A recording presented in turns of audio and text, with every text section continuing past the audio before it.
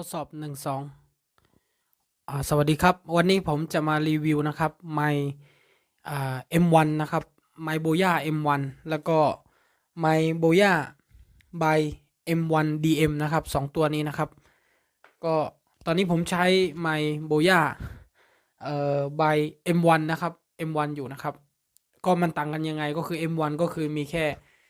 ไมค์ตัวเดียวนะครับแต่ถ้าเป็นตัวนี้นะครับไมค์จะเป็น2ตัวเดี๋ยวผมมาทดลองตัวนี้ก่อนนะครับอันนี้คือผมใช้ไมค์อยู่นะครับก็คือไมค์หนีบปกสามารถหนีบได้ก็พูดคุยเทศนา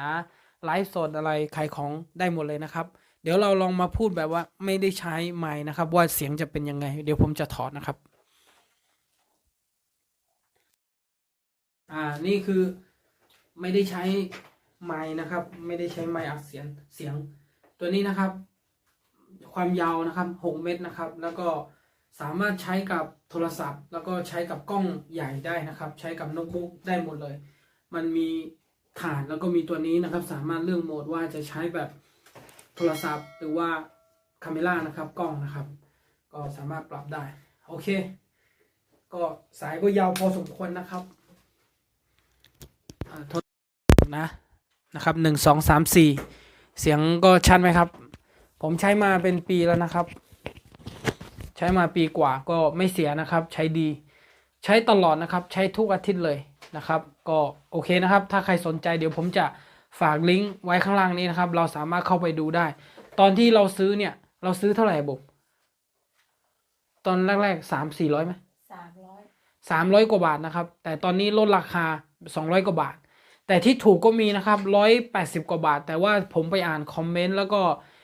ไปดูที่เขารีวิวเนี่ยเขาบอกว่ามันเป็นของก๊อปนะครับเพราะว่าเขาใส่โค้ดรหัสอะไรลงไปแล้วมัน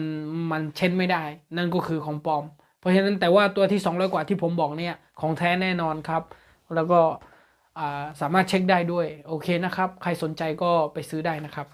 เดี๋ยวเรามาลองตัวที่2กันนะครับตัวที่2ก็คือไมค์นะครับโบย่า by M1 DM นะครับตัวนี้จะมี2ตัวนะครับจะมีไมค์2ตัวไว้สำหรับเอาไว้สัมภาษณ์งานนะไว้พูดคุย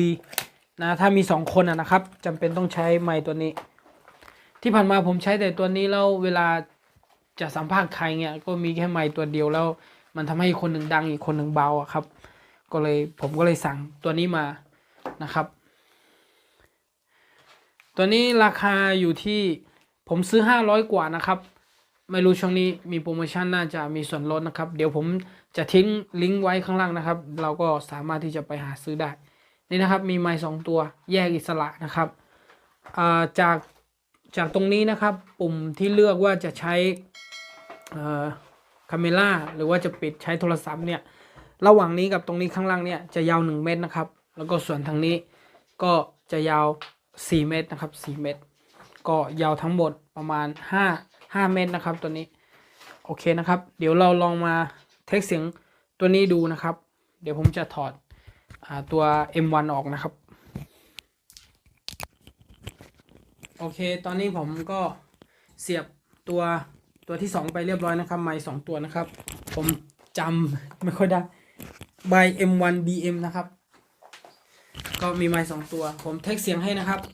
นี่นะครับตัวที่1นะครับโล1 2 3 4ครับโล1 2 3 4ก็2ตัวก็ใช้ได้เสียงจะดังก็อีกตัวหนึ่งไว้เป็นพิธีกรอีกตัวหนึ่งก็อาจจะเป็นที่แขกรับเชิญนะครับสามารถที่จะพูดคุยกันได้หรือถ้าใครรู้สึกอยากจะเอาไปใช้เล่นกับกีตาร์เนี่ยอีกตัวหนึ่งหนีบที่กีตาร์โปร่งนะครับอีกตัวหนึ่งก็เอาไว้ร้องก็ได้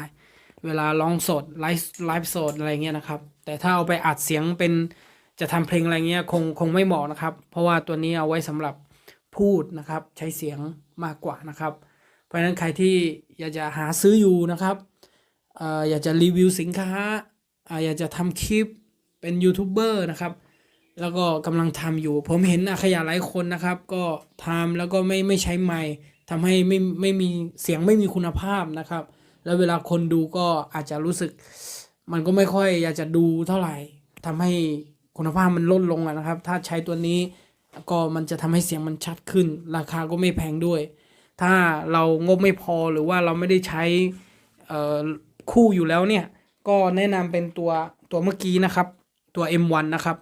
ตัวเดียว200กว่าบาทนะครับซื้อมาคุ้มใช้กับโทรศัพท์เสียบได้เลยนะครับหรือถ้าต้องมี2คนก็ใช้